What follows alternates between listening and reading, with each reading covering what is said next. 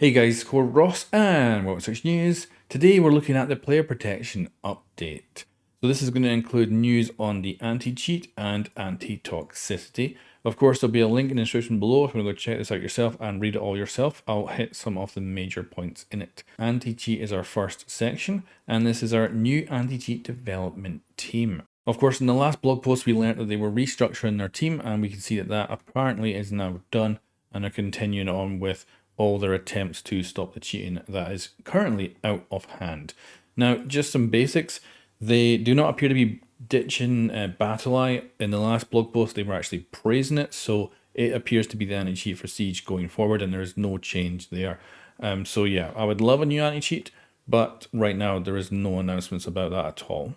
They then go on about their core strategies, which is your protect and react, and they want to get more reactive, which of course for bigger companies becomes an issue. So as you get larger and larger, you usually get slower, which means other people who are smaller and more nimble can get around you. So they want to be more reactive.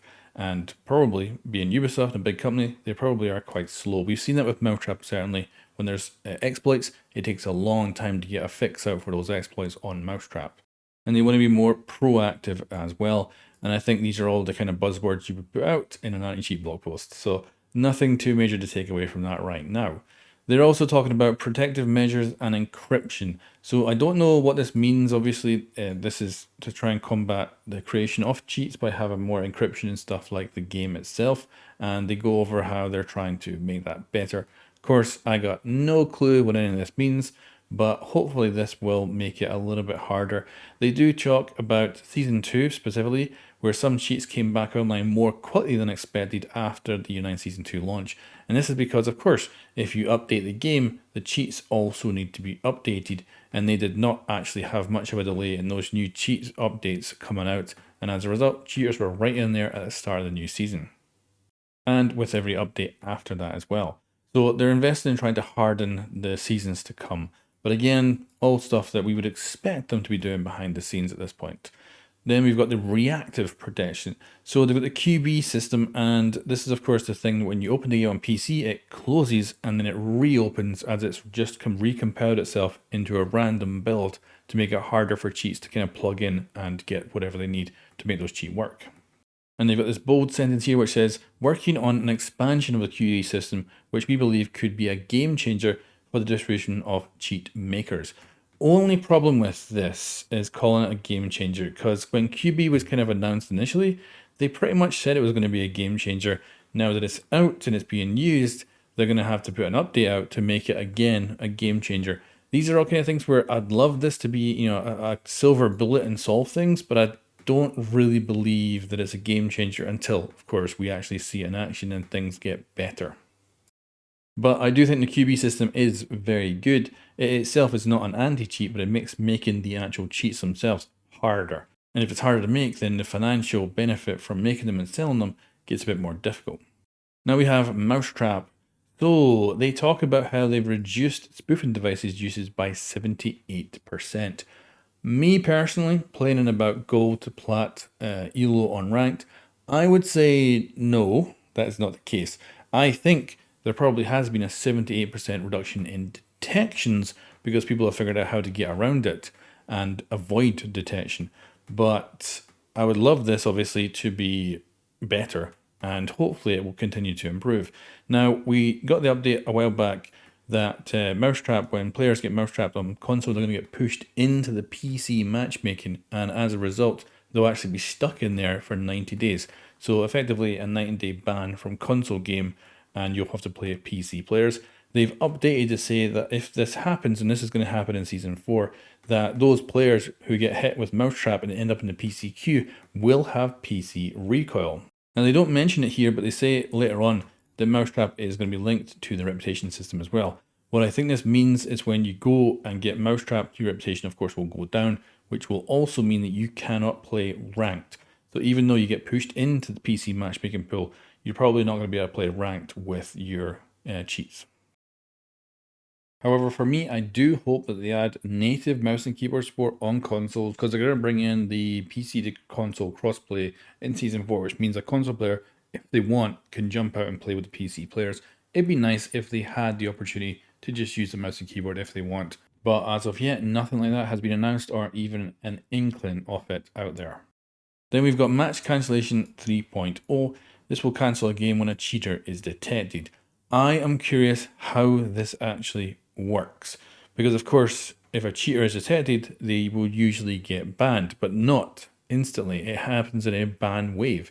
If you watch Pirate Software, he's a good streamer, and he's got a good video on YouTube about how he used to work for Blizzard and would be in charge of doing a lot of banning and stuff like that. And the reason that they ban in waves and not just immediately when they detect something is because when a cheat creator makes a cheat and the player goes off and plays it and they get banned, that cheat creator can go, oh, everyone else stop playing with that cheat until we patch it and make it undetectable again. So an anti-cheat will save up all the players that have been cheating over the course of weeks or months, and then they'll hit them all at the same time, ban every single one of them. But it's also a monetary thing as well, because the cheat creators are being paid to make those cheats by the cheaters. They will ban as many as they can in one go, because a whole bunch of those cheaters will then go and do chargebacks on credit cards to get their money back for a cheat that was detected, and that could then bankrupt a cheat maker. And Pirate Software's got a really good video on all of that if you want to go check it out. We have our ban graphs here. At this point, unfortunately, I don't think these numbers are particularly useful, but we can see that the bans dropped in June, were a high in May and a high in March. Then we got a message from the anti-cheat team, and they talk about how passionate they are. I actually had the chance to meet my first ever Siege developer just a little bit ago, and it was great to talk to him. He'd been there since the game had started. He was so passionate that he plays, obviously, Siege when he's at his work. He's playing test builds all the time, and then he pisses his girlfriend off at the end of the day because he goes back home and plays Siege as well. So really interesting to talk to someone who actually works and is that kind of dedicated to his job. And they say cheating is a top priority for our game. And that can easily be read the wrong way, because that sounds like cheating is actually a top priority to have in the game rather than to get rid of it. But of course, it means they're having a top priority to get rid of it. And of course, they really do want to, because it's going to cost Ubisoft and the top executives a lot of money if cheating continues at a level that it is. But the main thing for me is when this cheating gets taken under control. If it's the same for the rest of the year, that'll be really bad. But I think the main thing here is time. You're going to be bleeding players, the legit players, for every month that this game has really bad cheater levels. And this is the case on console and PC. And it's just going to continue at the current levels, which is going to be bad. And players are going to bleed away for the long term. So until they can somehow get it under control, they're going to have a lot of trouble. And I don't know right now what they can do to make any major changes. And I think players would love a new anti-cheat, but that doesn't sound like it's coming.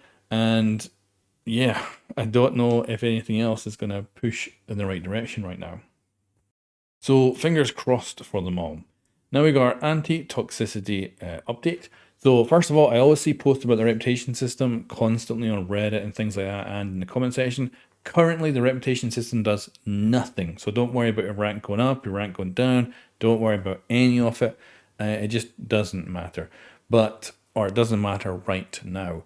So they do say that they're actually been getting a lot of feedback because it's currently in beta. They've been wanting feedback, and they have figured out, oh yeah, things are not working out right with the reputation system. So they're doing a lot.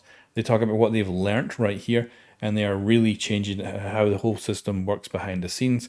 And one of the big things is we'll be removing abusable actions that affect players' reputation standing. So what this is really simple things like, for instance, if you reverse friendly fire someone and you put them into the down but not out position, and then you revive them yourself, you will remove that reverse friendly fire incident from the actual in-game reverse friendly fire system. And that is not good, because of course you just down someone potentially deliberately, so that will no longer be disappearing. But there's a whole bunch of these things that they're looking to just fix.